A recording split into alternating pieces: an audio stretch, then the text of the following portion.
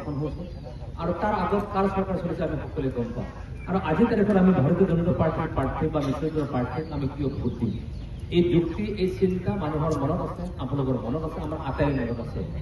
আমি গোৱালপাৰা জিলাত বসবাস কৰা প্ৰত্যেকজন মানুহে, প্ৰত্যেকজন জাতিৰ মানুহে, প্ৰত্যেকটো জনগোষ্ঠীৰ মানুহে, প্ৰত্যেকটো খিলঞ্জীয়া মানুহে, প্ৰত্যেকটো ভূমিপুত্ৰ ৰাইজ বা সামগ্ৰিকভাৱে বৃহত্তৰ অসমীয়া সমাজখন আমি গম পাওঁ আমাক সুৰক্ষাৰ প্ৰয়োজন, আমাক উন্নয়নৰ প্ৰয়োজন, আমাৰ স্বাভিমানী মূলকৰ প্ৰয়োজন, আমাৰ এই অঞ্চলৰ শান্তি সম্প্ৰীতি প্ৰতিষ্ঠাৰে আমি গোৱালপাৰা জিলাখনক আগুৱাই যোৱাৰ অত্যন্ত প্ৰয়োজন।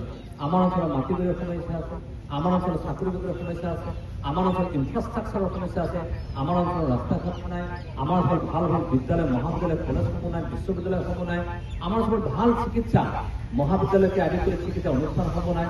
সামগ্ৰিকভাৱে মহিলা শক্তিক আগবঢ়াই নিবৰ কাৰণে, নাৰী শক্তিক আগবঢ়াই নিবৰ কাৰণে, যুৱক যুৱতীসকলক আগবঢ়াই নিবৰ কাৰণে, জ্যেষ্ঠসকলক আগবঢ়াই নিবৰ কাৰণে, ছাত্ৰ ছাত্ৰীক আগবঢ়াই নিবৰ কাৰণে আৰু ইয়াৰ গ্ৰাম্য অৰ্থনীতি, গাঁৱৰ যি অৰ্থনীতি আছে টকা পইচা আগবঢ়াই নিয়াৰ ক্ষেত্ৰত যিধৰণে আমি পিছ পৰি লৈছো তাৰ এক মুক্তি লাগে, তাৰ এক সমাধান লাগে।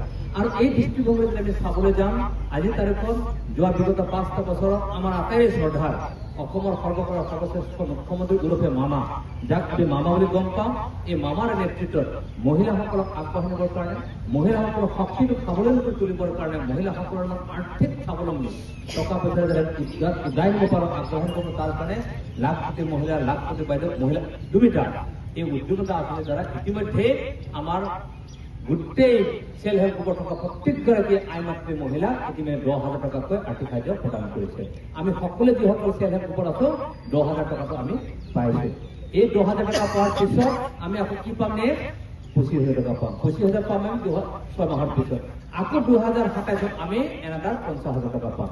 গতিকে এই যে মামাৰ নেতৃত্বত অসম চৰকাৰখন, মামাৰ নেতৃত্বত ভাৰতীয় জনতা পাৰ্টিৰ নেতৃত্বত চৰকাৰখনে মহিলা শক্তিটোক আগবঢ়াবৰ কাৰণে প্ৰথম 10,000, তাৰপিছত 25,000, তাৰপিছত 50,000 এই আঁচনিটোক কণ্টিনিউৱাছ কৰিবৰ কাৰণে প্ৰথম 10,000 পিছত নেক্সট 25,000টো পাবৰ কাৰণে, নেক্সট 50,000টো পাবৰ কাৰণে আজি ভাবিব আমাক কোন চৰকাৰ দৰকাৰ, বিজেপিৰ নেতৃত্বত চৰকাৰখন প্ৰয়োজন, মামা মুখ্যমন্ত্ৰী হৈ থকা প্ৰয়োজন।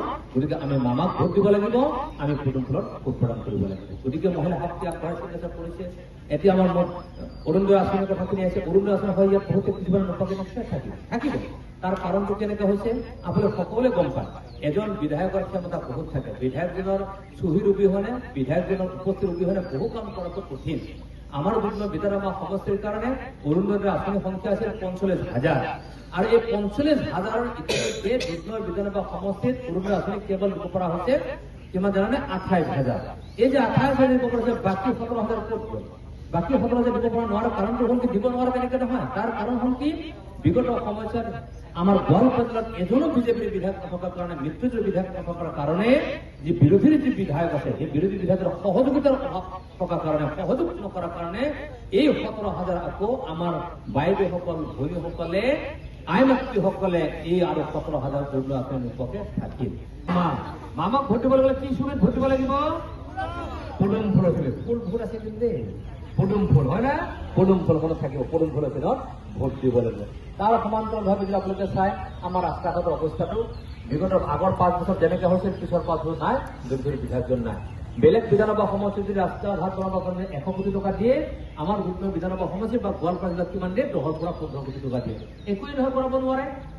তাৰ কাৰণটো হৈছে যি চৰকাৰ থাকে সেই দলৰ বিধায়কজন লাগে। আৰু এইবাৰ যিহেতু সিদ্ধান্ত হৈ গ'ল মামাৰ নেতৃত্বত, যিহেতু আকৌবাৰ ভাৰতীয় জনতা পাৰ্টিৰ নেতৃত্বত চৰকাৰখন হ'ব, গতিকে ৰাস্তা ঘাট আমাক লাগে, ৰাস্তা ঘাট বনাব লাগে, ইয়াৰ আন্তঃগাঁথনি হ'ব লাগে, উন্নয়ন কৰিব লাগে আৰু ইয়াৰ ৰিপেয়াৰিং কৰিব লাগে। ৰাস্তা ঘাট আমাক লাগে নে নালাগে? লাগে। লাগিলে কাক ভোট দিব লাগে? মামা। মামাক আমাক ৰাখিবই, কিন্তু মামে আমাক চব মৰম কৰিব। গতিকে আমি চব ভাগিন। গতিকে কাক ভোট দিম আমি? মামা। চিনটো কি হ'ব? পদুম ফুল। গতিকে ৰাস্তা ঘাটৰ কথাখিনি আছে, আপোনালোকে গম পায়। যিসকল ঘৰত ছোৱালী আছে সকলোৱে গম পায়, যিসকল ছাত্ৰী আছে, যিসকলে কলেজত পঢ়ি আছে কিমান টকা পায়? 10,000 বছৰ পায় না? 10,000। যিয়ে ডিগ্ৰী পঢ়িছে কিমান পায়? 12,500। যিয়ে বিশ্ববিদ্যালয়ত পঢ়িছে, ডাঙৰ গুৱাহাটীত থকা যিখন মানে স্কুল আৰু ডাঙৰ স্কুল, ইয়াত পঢ়িলে কিমান পায়? 25,000। গতিকে আমাৰ এজন ল'ৰা ছোৱালী স্কুলত পঢ়াবৰ কাৰণে কিমান কষ্টকৰ, কিমান প্ৰব্লেম হয়।